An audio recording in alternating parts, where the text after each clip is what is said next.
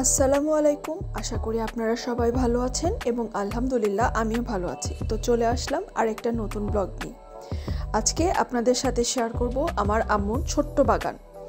So আম্মুর যে বাগান খুব পছন্দ, মানে গাছ লাগানো, গাছের যত্ন নেওয়া খুব পছন্দ, সেটা আপনাদের সাথে তো অনেকবারই শেয়ার করেছি এবং আম্মুর ছোট বাগান অনেক দেখিয়েছি। তো আম্মুর বাগানটা আম্মু আরেকটু বেশি এক্সপ্যান্ড করেছে, সো সেটা এখন আপনাদের সাথে শেয়ার করছি। তো আজকে আম্মু গাছ লাগাচ্ছিল তুলসী গাছ। আম্মু এক জায়গায় দেখছে যে তুলসী গাছের পাতা রেগুলার খেলে, বেশি না 3-4টা করে পাতা খেলে কাশি ভালো হয়ে যায়। আর আমরা মোটামুটি সবাই একটু ঠান্ডার রোগী, তাই আম্মু চিন্তা করলো এবার তুলসী গাছ বাসায় নিয়ে আসবো। ছোটোবেলায় কিন্তু নানুর বাড়িতে থাকতে আশেপাশে যখন হিন্দু আন্টিদের অনেক তুলসী গাছ ছিল, দেখা যেত আমি আমার বোন আমরা প্রায় তুলসী গাছের পাতা একবারে মুঠ ভরে নিয়ে অনেকগুলো খেয়ে নিতাম। তো তুলসী গাছের পাতা খেতে কিন্তু ভালোই লাগে। তো এখন ভালোই হলো, ঠান্ডার জন্য প্রত্যেক দিনই 4-5টা পাতা করে খাওয়া যাবে যদি আম্মুর এই গাছটা ভালো করে হয়।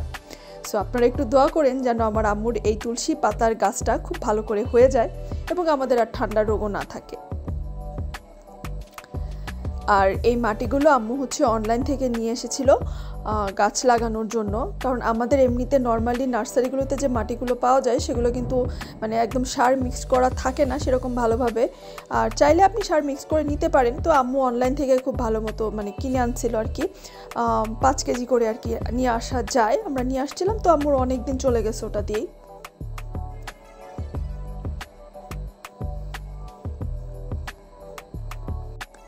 তো গাছ লাগানো মোটামুটি শেষ, এখন গাছে পানি দেওয়ার পালা। আর এই পাশের এই বারান্দার আর কি ছোট্ট বাগানটা আপনাদের সাথে শেয়ার করব। তার আগে দেখাই আরেক পাশের বারান্দায় যে গাছ আছে, এই বারান্দায় মোটামুটি একটু বেশি গাছ আছে। এখানে আম্মু প্রথমে একটা হাড়ের গুঁড়া পাওয়া যায়, সেটা গাছের ফলমূলের জন্য খুব ভালো। তো সেজন্যই সেদিন আমি আর আম্মু গিয়ে কিনে নিয়ে এসেছিলাম। তো আম্মু এখন প্রত্যেকটা গাছে একটু একটু হাড়ের গুঁড়া দিয়ে দিচ্ছে যাতে গাছগুলো মাশাআল্লাহ ভালো থাকে।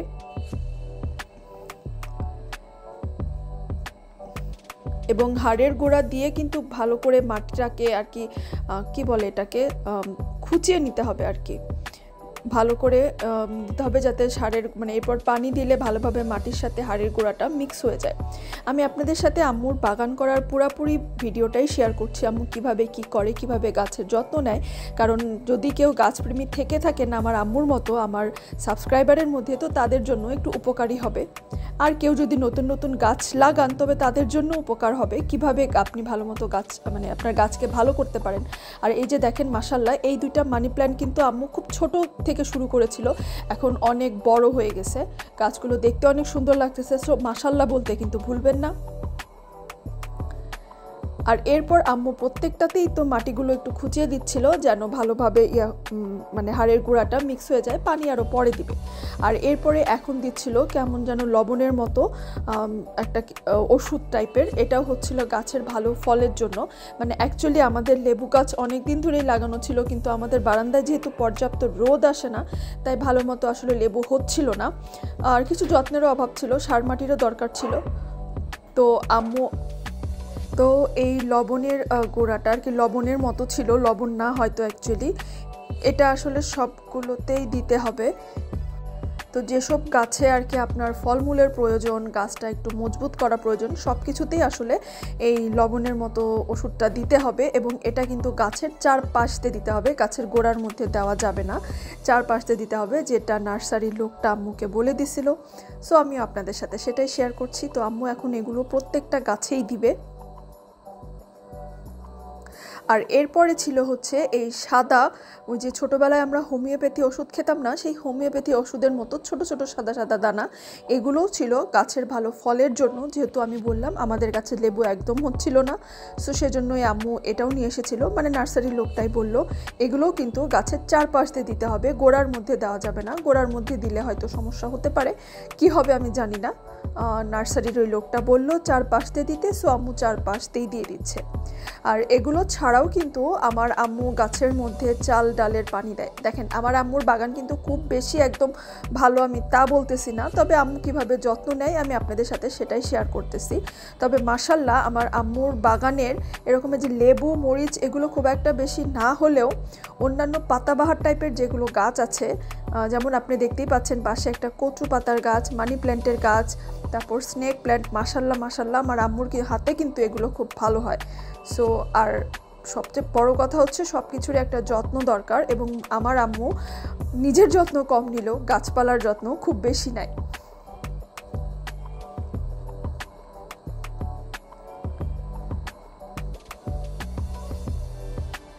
যদিও আম্মুর ঘরদোর গোছানোর পরে সময় খুব একটা বেশি থাকে আমি বলবো না, কিন্তু এরপরেও মানে গাছের যত্ন নিলে, গাছ নিয়ে থাকলে আসলে মনও ভালো থাকে। সেজন্যই আম্মু মাশাল্লাহ রেগুলারই খুব ভালোভাবে গাছের যত্ন নেয়। আমি কিন্তু একদম নেই না, আমি গাছে পানিও দিই না, কারণ জানি না কোন গাছে কম পানি দিতে হয়, কোনো গাছে বেশি পানি দিতে হয়। আবার লেবু গাছে নাকি যেহেতু ফল আসতেছে না, সো এখন পানি দেওয়া যাবে না, মানে বেশি পানি দিলে মাটিটা বেশি ভেজা থাকলে শুধু পাতাই হবে, ফল হবে না। সেজন্য পানি এখন দেওয়া যাবে না, গাছ শুকাই গেলেও পানি কম দেওয়া লাগবে যাতে ফল ভালো আসে। সো এইসব ব্যাপারটা আসলে আমি খুব একটা ভালো জানি না, যার কারণে আমি কিন্তু কিছু দিতে চাই না। তো এটা হচ্ছে আরেক পাশের বারান্দায়, যেখানে মাত্র আম্মু তুলসী গাছ লাগিয়ে গেল। এখানেও একটা ছোট স্নেক প্ল্যান্ট ছিল। এই অ্যালোভেরার গাছটা আপনাদের সাথে শেয়ার করেছি এর আগে, নতুন নিয়ে এসেছিল আম্মু। এই গাছটাও এখন মাশাল্লাহ ভালো হচ্ছে।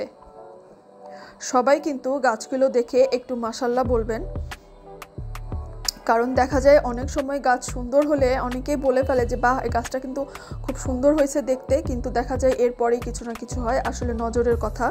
সো সবাই একটু মাশাল্লাহ বলে দেবেন।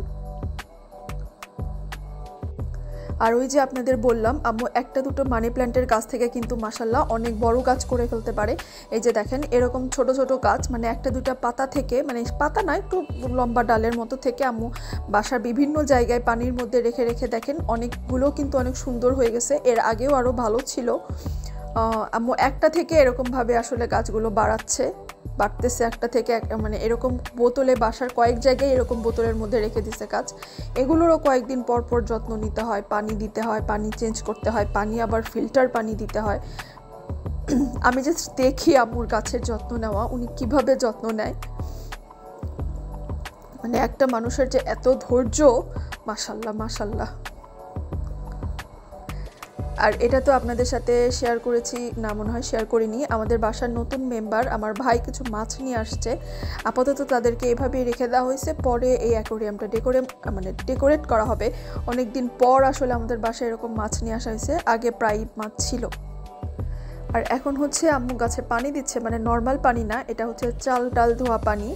একজনের কাছ থেকে দেখে, ইউটিউবে দেখে, মানে ফেসবুকে দেখে আম্মু আসলে এটা শুরু করেছে। আগে দিত না, গাছের মধ্যে চাল ডালের পানি দিলে নাকি অনেক ভালো হয়, এবং মাশাল্লাহ একটু উপকারও আমরা পাইছি, এজন্যই আসলে এখন দেওয়া।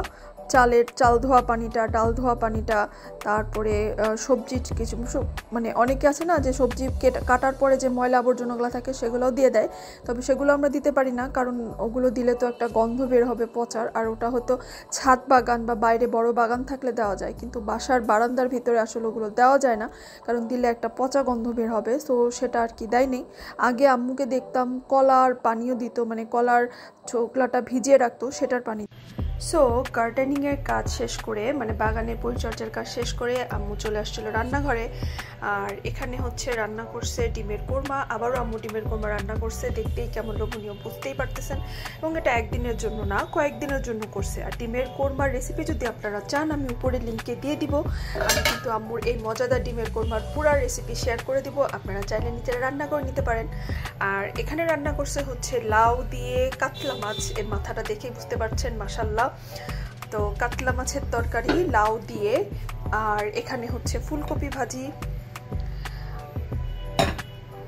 যেটা কিনা আমার খুব পছন্দের জিনিস, এজন্যই করা।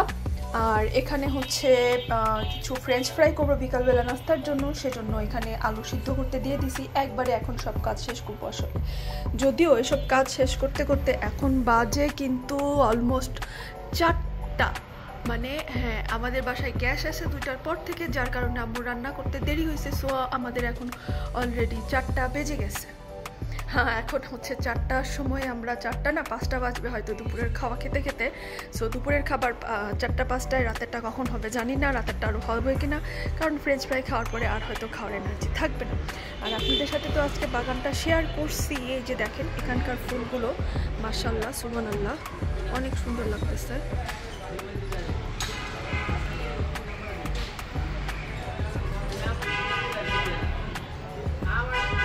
এই তো ছিল আমার আজকের ভিডিও, আমার আম্মুর শখের বাগান করার ছোট্ট একটা ভিডিও।